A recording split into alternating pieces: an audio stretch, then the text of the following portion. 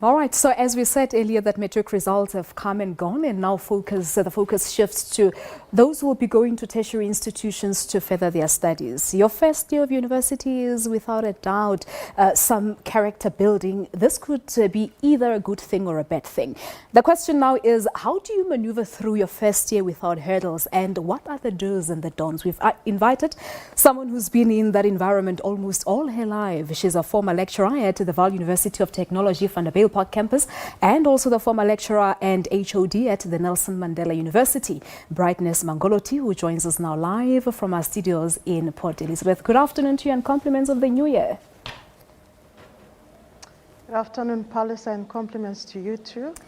Thank you so much for coming through. It's that time of the year, and I know that, as I said on my introduction, you've been a lecturer all your life. You've been in that environment for as long as I can remember.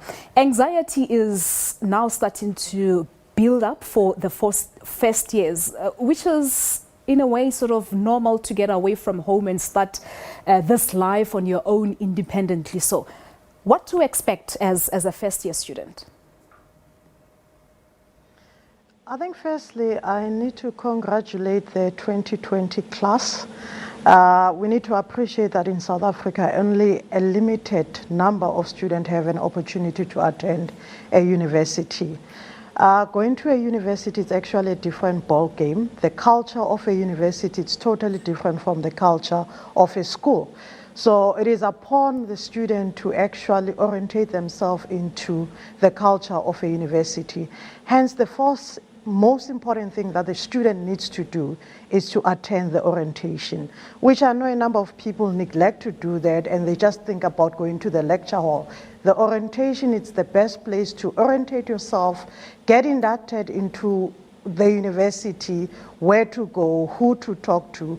And the minute you are orientated in the different spaces of the university, it actually simplifies your life.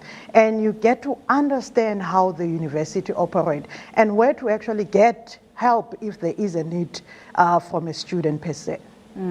So as I said, this is the first time that many will be independent, away from their parents, and they literally get to do anything they want without having to account to anyone. And it brings me to my next point, really. How does one go about balancing that student academic life and that student life socially? How does one bring about that balance? Because I do know that it's very important that you get to balance the two. I think I can actually remember way back 1996 when I did my first year.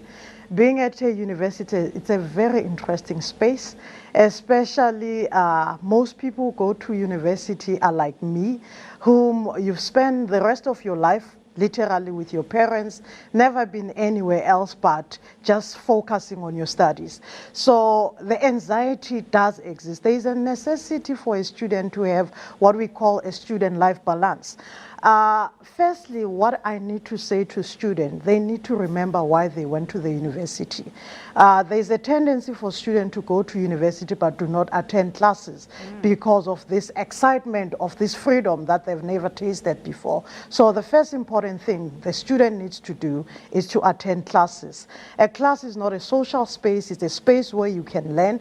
I think one of the important things that you learn at a university, it's not only about answering questions, it's also about understanding how to ask questions so that it can refine your way of thinking and understand the processes and how to answer questions. But the second important thing, I think when students go to a university, they only think about the intellectual capacity development, acquisition of knowledge. But what they need to appreciate that there are different spheres that they also need to focus on. The emotional wellness, the spiritual wellness, the financial wellness, which is very important. Some of the students, it's the first time that they actually have an allowance. They've never experienced that. So financial management is very important. But also it's about balancing the social life. I always say all work and no play makes Jack a dull boy. There is a tendency where some people say, you know what, I'm going to the university, I need to get this qualification, attend classes. A university, that's the space where you actually build your CV. And a building of CV, it's not something that only happens happens in the classroom.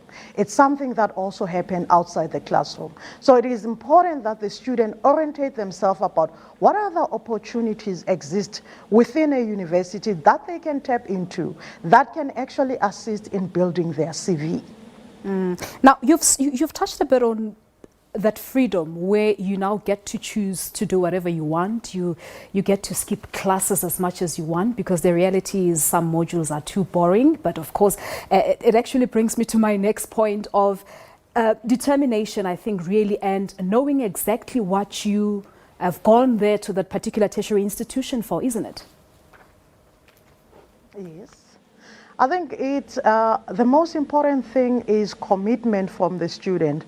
I think I've worked as a lecturer for quite a number of years, as you've earlier articulated. There is a culture of learning that seems to be phasing out from a student. I think some students, when they come to university, it's because my mother said I need to do this qualification, so I ought to be here, not because they want to be there. So commitment is very important. And what students neglect is that a university, it's not just a space where you learn about a particular discipline or about a particular qualification. It's a space where you also learn more about yourself as a person. I think if I can use an example of management where we talk about the POLC, where you learn about planning, you learn about organizing yourself, and you also learn about self-leadership. The most critical thing about university is about understanding how do you lead yourself, because mommy is not there, daddy is not there, the teacher is not there to actually tell you this is what you need to do. Hence, it's important when you talk about the planning, organizing yourself, time management is very important at the university. You cannot afford to procrastinate. You cannot wait until the 11th hour and say, no, I'm going to just prepare just close to the test time. You'll get a shock of a lifetime. And I think that is one of the main reason that is also contributing into issues of mental wellness or mental illness per se in higher education, where you find students are not coping. I know in other circumstances there is also planning that needs that actually takes place, but you find if you do not plan appropriately, you are definitely setting yourself for failure in the higher education. Planning and planning is very important. Yeah. And something that students also do not do is actually visiting your professors or your lecturer's office. Consult, be visible, ask questions, because these are the people who have been in the field. They know what needs to be done, the do's and the don'ts. So if you don't actually engage with them, and they have a leverage of connecting you with people that they've taught, people that are already in the industry. So you need to use of such opportunities. Yeah. And being a student, it's not a question of waiting for an opportunity. You need to create opportunities for yourself.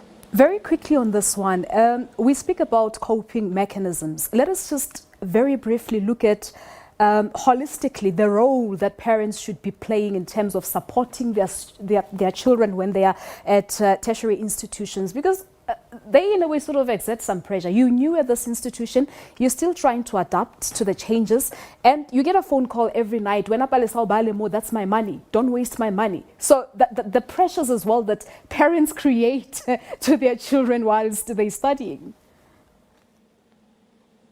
My son actually normally talk about financial accountability. Or he says, yeah, I'm aware that you are paying for my fees. But I think, firstly, what I need to caution parents, the learning per se, when we normally look at the learning space, it's not only about the student learning. It's about also the support that we provide as parents per se. And you find at some point, a lot of students come into university, they are forced to do certain qualification that they know very well that they are not interested in doing. I mean, I can recall somewhere in 2012 when I had a student who said, you know what, ma'am, I don't really want to do this particular qualification. I was told by my mom that I need to do this qualification. By so doing, at some point, we actually frustrate the student. You find the student are disorientated in class, not participating in class. Fortunately, in my case, I was able to engage with that particular student, show the student a bigger picture. And that is something that students do not really appreciate, is that when you do a qualification, irrespective of whether it's a minor module or you don't like the lecture or you don't like the module that is offered, you still need that, that particular module to pass your qualification. All right. So parents need to support their kids.